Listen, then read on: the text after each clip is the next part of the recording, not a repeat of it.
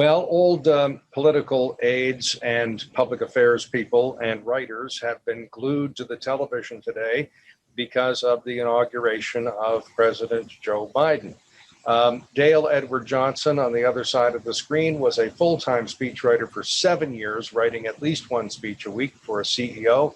And you can see the cars in the background. That's a little allusion to the fact that he's also an automotive journalist and has published 1,200 items. So, who better to review the presidential inauguration than someone who has written so much? Dale, welcome back. Good to be back again, Alan. Well, as they say in live broadcasting, over to you, Dale. What did you think of President Biden's inaugural address? This was very, very good. He did so many things properly on so many levels. So let's go through some of them. But first of all, I think we talk generally about what feeling is the audience left with. And I think they're, a feeling of optimism and unity. And we talked about how unity would probably be his main message. And he spoke on that several times. Before we get into the specific of the speech, though, some of the general things that he did right. First of all, with all his experience in public office, he knows a lot of those fundamentals of when to speed up his voice and when to slow down. He also knows when to increase the pitch or lower it. He knows how to use pauses, and that's not easy to do, but practice. I wonder how many times he went over this, but you can bet it was plenty of times till he got it just right. Well, so let's even give him a little more credit than that, because later we may be critical. But a senator doesn't usually make a good speaker because they stand up and intone their remarks to a neutral chair. It's not a give and take like there is in the Canadian system. So he must have, practiced a lot, as you say, but also developed that skill on the campaign trail. I think that's where he would have got it. He's been so, being so long in Congress that he's got that experience at the constituency level and also his other campaigns for president in previous years. That can be a really good training ground for this sort of thing, but it all seemed to pay off in this speech today. I mean, these are all the things you would mark for someone doing a speech, and he did all of them correctly, sort of those physical things of giving a speech and using the power of your voice, which is so important when giving a speech. It's not just reading out loud. You got no sense he was reading. He was just talking with emotion throughout it all. Well, and you didn't sense that he was playing to the cameras either, because he wasn't sweeping the crowd, and there wasn't much of a crowd, of course, but that windshield wiper effect is always a bit of a problem. He was looking right in the lens of the camera. He knew how to play it. Absolutely. Absolutely. I think experience has to be the answer for that. All right, I interrupted you. You were going to provide some more compliments. Oh, yes. We also, one of the important things in his speech, we talked about how it's different than the written word. If you transcribed the speech and emailed it to someone, it would not be nearly as effective or powerful as hearing it. And one of the tools you can use in a speech is alliteration. Really doesn't make much sense in the printed word, but he used it quite a bit. And it's because alliteration it catches the ear because it sounds different than normal conversation. He talked about history and hope, for example. He used alliterations quite a few times. He talked about how to open our souls instead of hardening our hearts. So he used alliteration very effectively. Now, you also pointed out when we spoke the other day before the address, you predicted using, wasn't it Herbert Hoover's inaugural address? You predicted that Joe Biden would speak about the pandemic, and you were exactly right. And I guess you can't ignore that. You have to deal with the negatives, don't you? Absolutely. And on the issues, he talked about COVID as the main one, but he also talked about domestic terrorism and white supremacy and how that has to be fought. He talked about the economy. So he talked about a lot of things that are on people's minds. So he addressed the elephants in the room, if you will. And nobody's saying, well, he didn't even talk about this or that. He also talked about race relations in the States. So he hit the key points that people would have wanted to hear, that are issues that they want to know what the new president will do. And of course, his overriding theme, I guess, was unity. And that came up over and over again, where he, asked people, please join me in this battle. And we accomplish more when we're unified. He looked at history, and he also used stories. And we also talked about how that's so important in speeches. Stories can be very short. They can be 1 or 2 sentences, but they help to drive home the point. And again, more important in speeches than the written word. Well, and they're memorable, and I'm assuming that you're referring to the little story about his father staring at the ceiling at night, not sure whether he could pay all the bills. And the reason I remember it is that stories are memorable. So there's the proof of the pudding. Exactly. And that was just one. Instead of saying, I know a lot of you must be worried about your jobs and the economy, he related it. He's gone through this. He remembers his dad going through this. He also used a story about his mom when he was talking about the need to understand other people. And he said, as my mom used to say, just for a moment, stand in their shoes. And again, we can almost picture him as, we don't know how old he was or what the context was, but it's easier to visualize him as a person when he tells a story like that. He also used other stories like being at the location where Abraham Lincoln was a long time ago, and more recently where women were demonstrating for the right to vote, and they were blockaded by protesters right on that very site. And he said, and today we have the first female vice president. A more powerful way than just saying, oh, we have the first female vice president, which everyone knew that months ago. But then he tells a story through history to help make that point. So stories are always effective, and they can be short. Yeah, that did make the acknowledgement of the vice president's gender more powerful. Would have been probably too painful to point out that up until Reconstruction, there were pens in which kidnapped African Americans were kept, and auctions were held for those people. That would have been pretty painful, I'm sure. Absolutely. Now let me challenge this probably in a somewhat painful way. This call for unity and let's all do it together and move forward, and America's coming back stronger, and all that pro forma stuff that, you can't say the opposite. You can't say, look, folks, it's all over. But it's almost like a dysfunctional family where the man and woman are in a dysfunctional marriage. The kids are at the age where they can't stand to listen to the parents and want to get out of the house. And there's, a crazy uncle in the basement.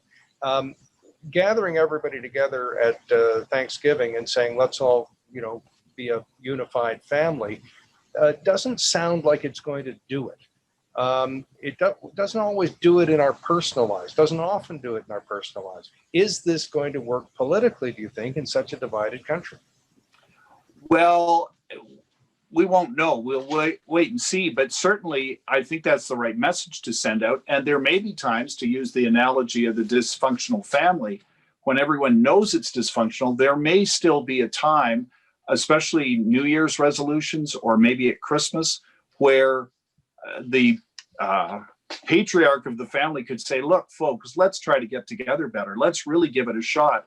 And, there might be some people in this dysfunctional family saying, yeah, it would be nice if we didn't do so much bickering. And boy, maybe after that inspiring speech, I'll be willing to give it a shot.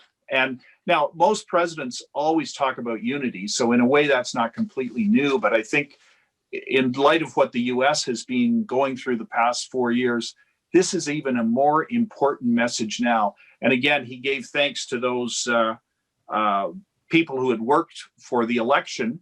Obviously, this is paid off for them. But he also said, I also want to talk to those of you who didn't support us. And he said, please hear me out. He just wants a chance to be heard. And he said, if you disagree, so be it.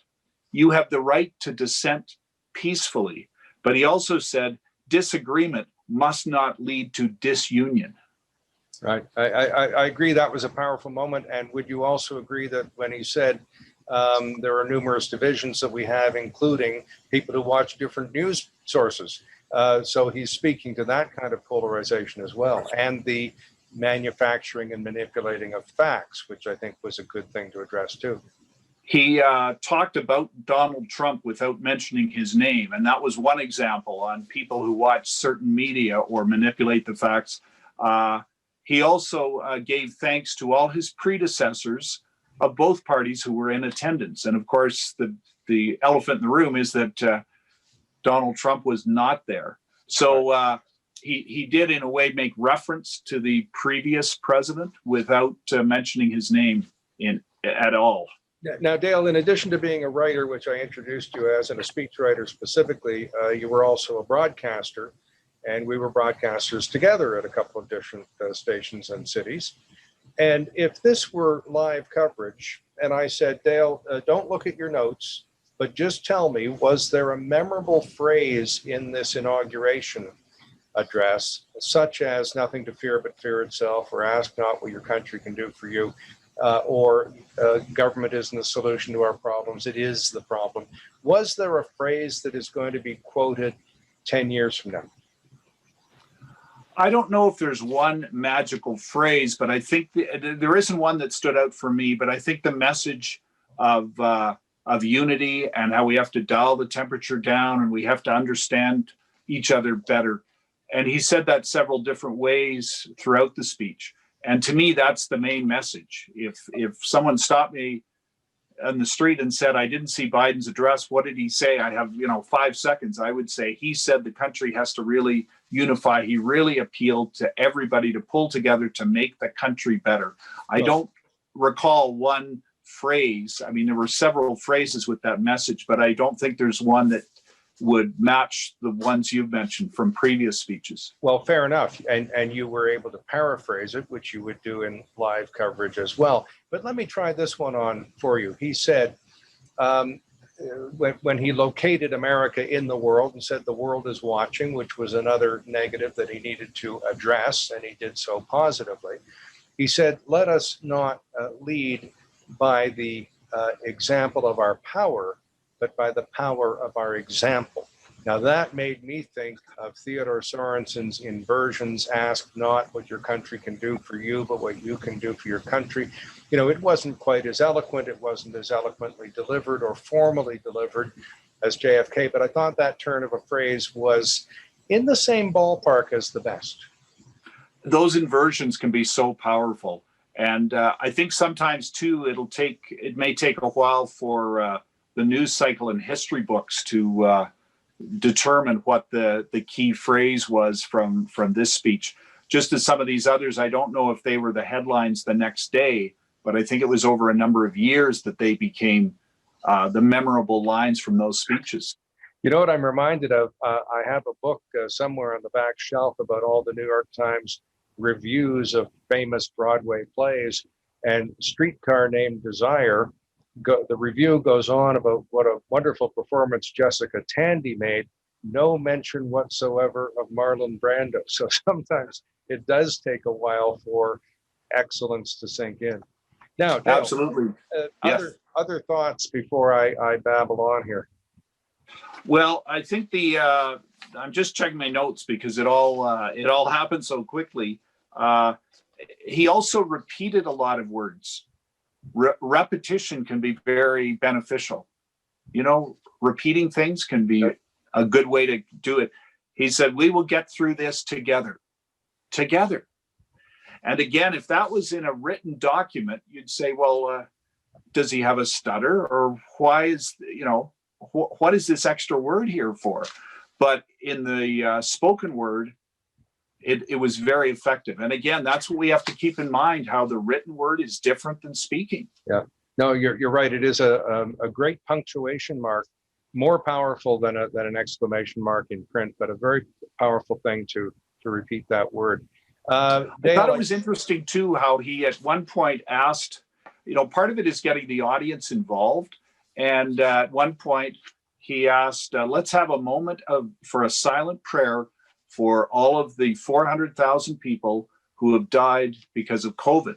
So suddenly the audience is involved. They're not passively watching and listening to him talk. They're involved.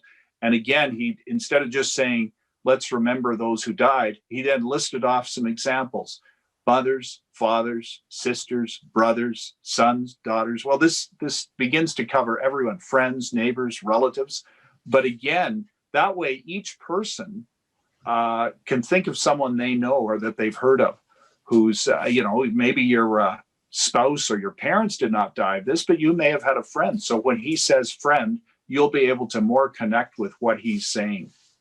It's interesting you mentioned that, Dale, because even words like imagine this, or as Nixon said, one word sentence, think, things that you ask the audience to do perhaps silently can be very involving. It can become manipulative and phony. And I'm reminded of the former NDP leader Mulcair and his speech at his convention, where he said, stand up for the indigent and stand up for the poor and stand up for this, that, and the other. He seemed to be trying to manipulate the audience into giving him a standing ovation. And I've seen that trick used elsewhere, and it is just a little over the top, I think. Well, and that's what's so difficult in public speaking and writing, for that matter. Sometimes a good idea carried too far becomes a bad idea. And I think, though, Joe Biden in this one hit everything right on. I mean, I didn't, nowhere did it strike me like, oh, no, not another silent prayer. This is the fifth one in this presentation, which would have been overdoing it. So I think his balance was very good with some of these tools.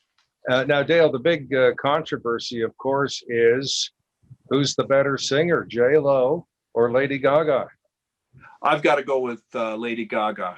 I'm afraid I do too. I think when there's one note on the page, you should just kind of sing that note as opposed to 3 or 4 below and 3 or 4 above.